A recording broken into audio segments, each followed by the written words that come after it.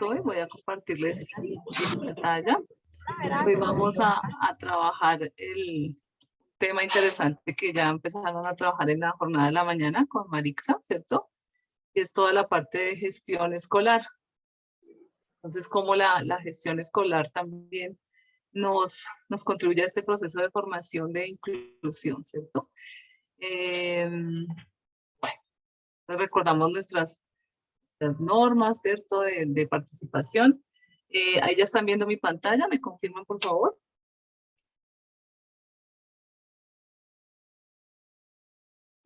Señora.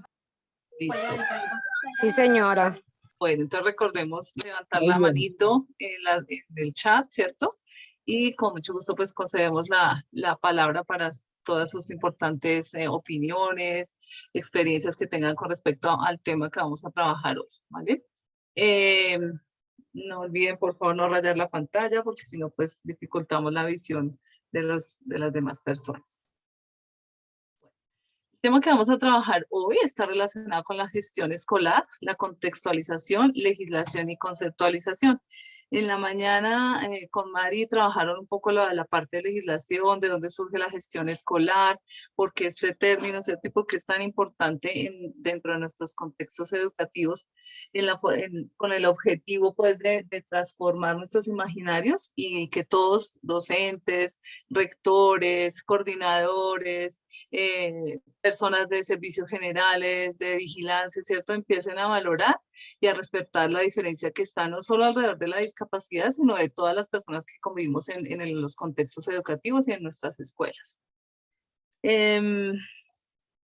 Con respecto a eso, pues se está hablando en este momento a través de este documento de una educación equitativa e inclusiva, ¿cierto? El documento de la gestión básicamente encamina toda esta información a la educación hacia las personas con discapacidad, de tal manera que ésta se lleve de manera justa, ¿cierto? Acorde, que se tengan en cuenta también los derechos de esta población tan importante que está llegando en este momento a nuestras escuelas, a veces en unas grandes cantidades, ¿cierto? Que sabemos que a ustedes les cuesta trabajo de pronto manejar por el desconocimiento, por muchas razones que hay contextuales, pero ellos también tienen el mismo derecho que los demás niños a que sean atendidos en las escuelas. Entonces, este proceso de la educación equitativa e inclusiva está marcado o tiene tres componentes fundamentales. ¿Cuáles son? La promoción, la participación y la permanencia, ¿sí?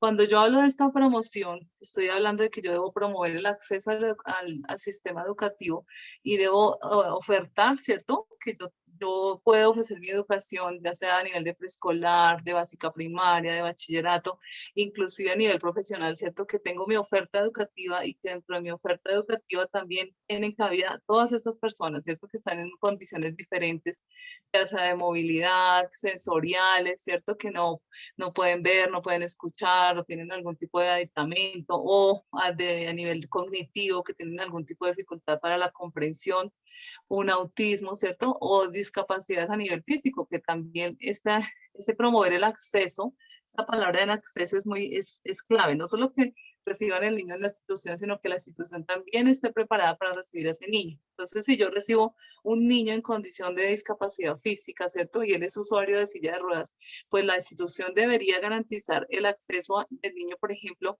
a un baño adaptado a su necesidad, ¿cierto? Entonces, que el baño tenga los soportes al lado de apoyo para que cuando él entre lo haga de manera independiente y por su seguridad no se vaya a caer, no se vaya a lastimar, ¿cierto? Pero también que si tengo yo una planta de 2, 3 pisos, ¿cierto? Que ojalá el edificio me garantizara que ese niño pueda acceder al segundo piso, a su clase de sistemas, por ejemplo, si queda en el tercer piso, ¿cierto?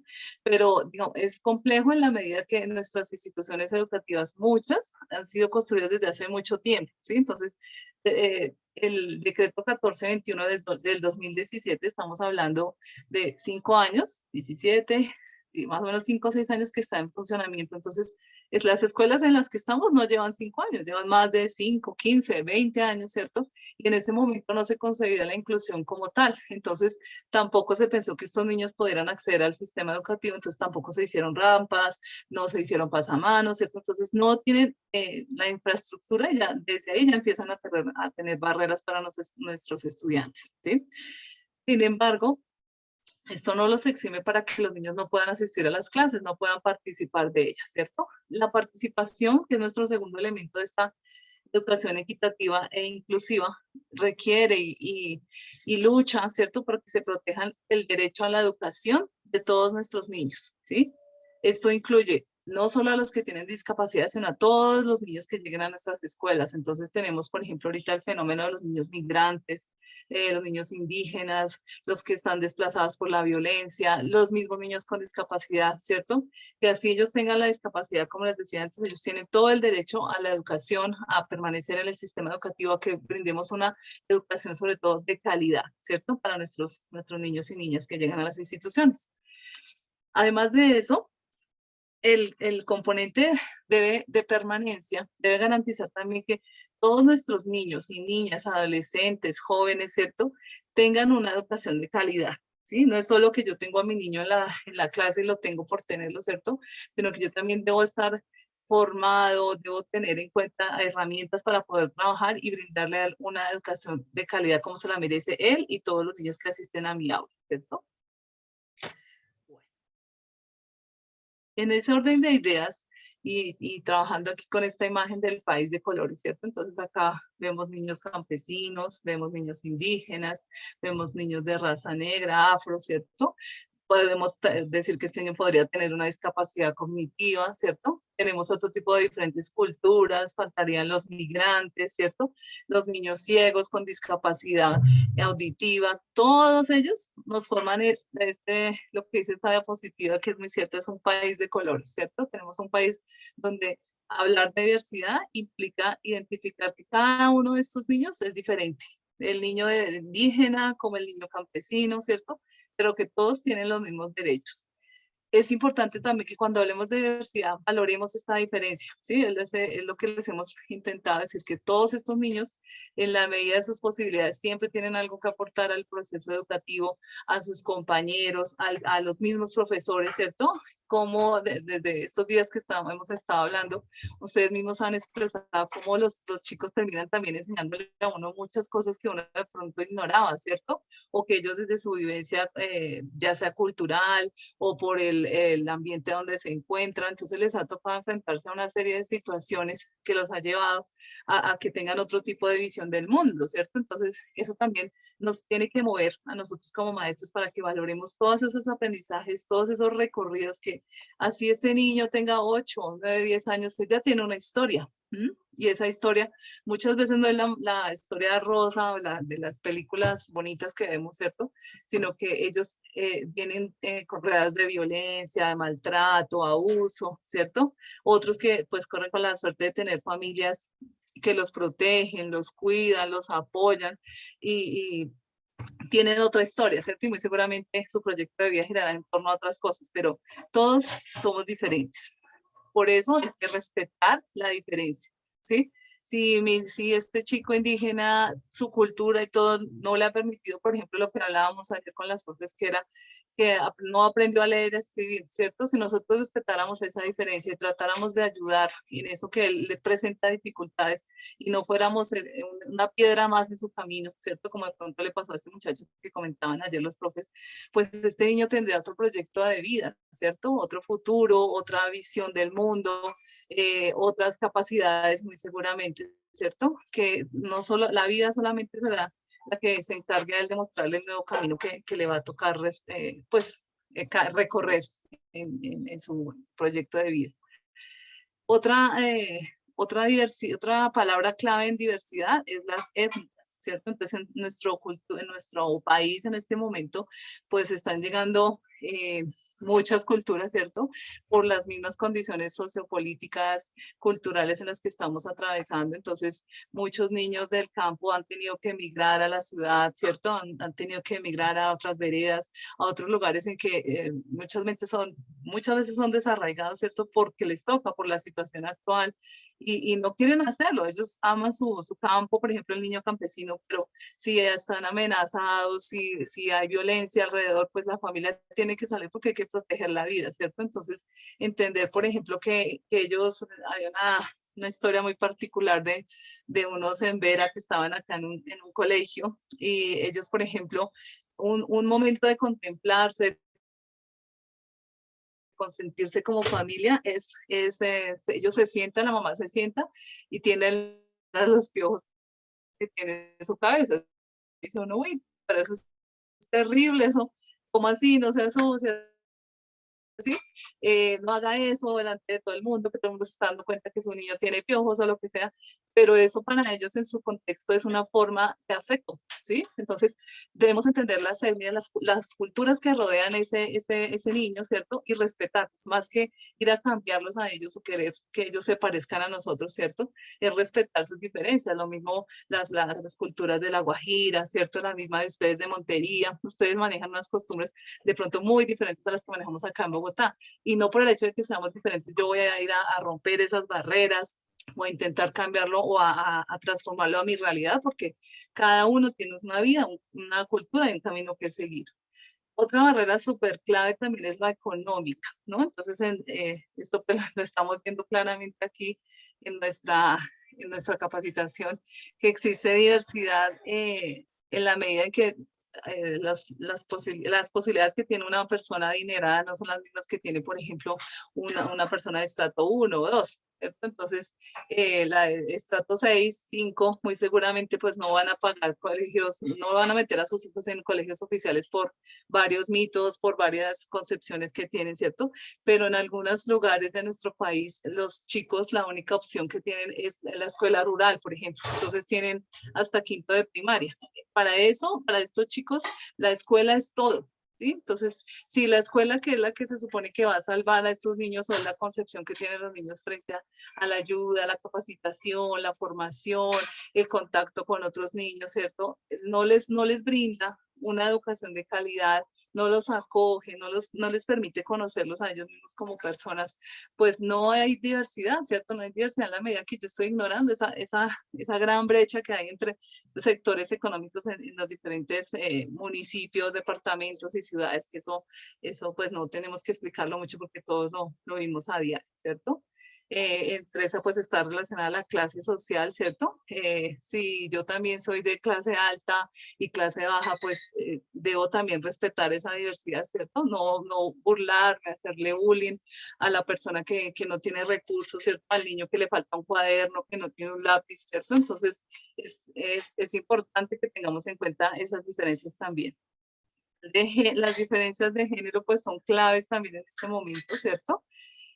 Lo que hablábamos ayer frente a las concepciones que se tienen, hay más niñas o niños superdotados o hay más o menos niños con discapacidad cognitiva, entonces es cuestión de entender que no es una cosa de diferencias, ¿cierto? Existimos, hay hombres, mujeres, hay otro tipo de identificación sexual y que debe ser respetable a la hora de estar en nuestros contextos educativos. Y la última, que hablamos de diversidad, es todas las capacidades de aprendizaje, ¿cierto? Desde los niveles bajos, cuando tienen discapacidad, por ejemplo, cognitiva, que no aprenden de la misma forma que los otros estudiantes, ¿cierto? O desde los otros de los que estábamos hablando ayer, ¿cierto? De los que pueden tener una inteligencia superior, pueden tener un talento específico, ¿cierto? Entonces, ni los unos, los que están por encima, digamos, de las medias de los estándares de los coeficientes, ni los que están por debajo, merecen ser discriminados o maltratados por su misma condición. Aquí hay una frase muy bonita que habla Wolf en 2010, dice: la diversidad es una condición inherente a las diferentes situaciones de enseñanza y aprendizaje, en donde niños, niñas, adolescentes, jóvenes y personas adultas comparten su historia personal y sus experiencias previas. ¿Sí? Entonces, si miramos esta frase detenidamente, la diversidad es una forma de enriquecimiento valiosísima que tenemos en nuestras aulas, ¿cierto? Y si la miramos, no solamente es de los niños pequeñitos, ¿no? O de los adolescentes. Esta diversidad debe trascender en todos los contextos. Debería ser no solo educativo, sino, por ejemplo, formativo a nivel de las vocacionales, a nivel deportivo, a nivel cultural, a nivel de todas estas relaciones y ambientes en donde los niños se encuentran inmersos, ¿cierto? Que nos permiten también unos aprender de otros. Y cada uno también tiene que empezar desde su misma experiencia, desde el mismo contexto en donde se desenvuelva, a valorar esa diferencia.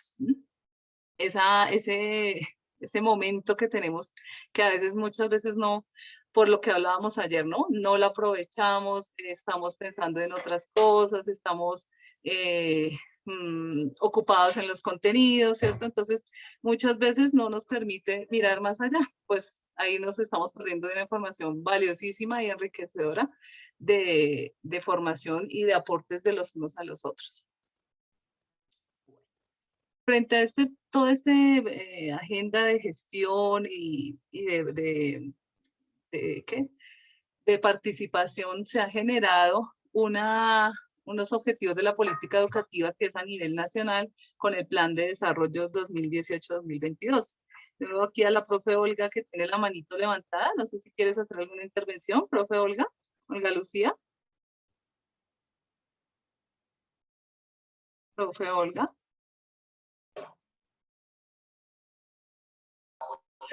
No, profe, qué pena. Ah, se te levantó la manito. Vale, no te preocupes, no hay problema. Bueno, entonces voy a continuar. Nuestro Plan Nacional de Desarrollo, ¿cierto? 2018-2022, o sea, ya digamos que aplicaría hasta el año entrante, ¿cierto? Tiene varios objetivos claros. Estos no aplican no solo para Bogotá, sino es nacional, ¿sí? Entonces la idea es que estos objetivos den cobertura a todo el país, ¿cierto? Entonces dentro de estos está que la Ley de Educación 26.206 describe varios fines y objetivos, ¿cierto? Entonces, por ejemplo, el artículo 11 de esta ley detalla cuáles son los fines y objetivos que aseguran y organizan este Plan Nacional de Educación. Entre esos están el primero, que ya les hablé, que es una educación de calidad con igualdad de oportunidades. Esta calidad de igualdad de oportunidades no es solo para los niños de preescolar o de primaria, es para todos los niveles educativos. Entonces yo debo tener y ofrecer a mis estudiantes y a mis niños desde el preescolar hasta el bachillerato en nuestros contextos educativos, ¿cierto? Una educación de calidad que les permita a todos nuestros estudiantes con y sin discapacidad las mismas oportunidades. Y sobre todo que sea de calidad, que sea efectiva, ¿cierto? Que esté ajustada, por ejemplo, a nuestras realidades nacionales, ¿cierto? A todo lo que nuestros chicos necesitan y teniendo en cuenta todos los ajustes y todas las recomendaciones y variaciones que podamos hacer de acuerdo a cada uno de nuestros estudiantes. Este plan también nos habla de que debe haber una participación democrática de docentes, familia y estudiantes, ¿sí? Esta participación debería estar encaminada o tiene que estar encaminada a que se logren esos objetivos del plan de la política nacional del desarrollo, ¿cierto?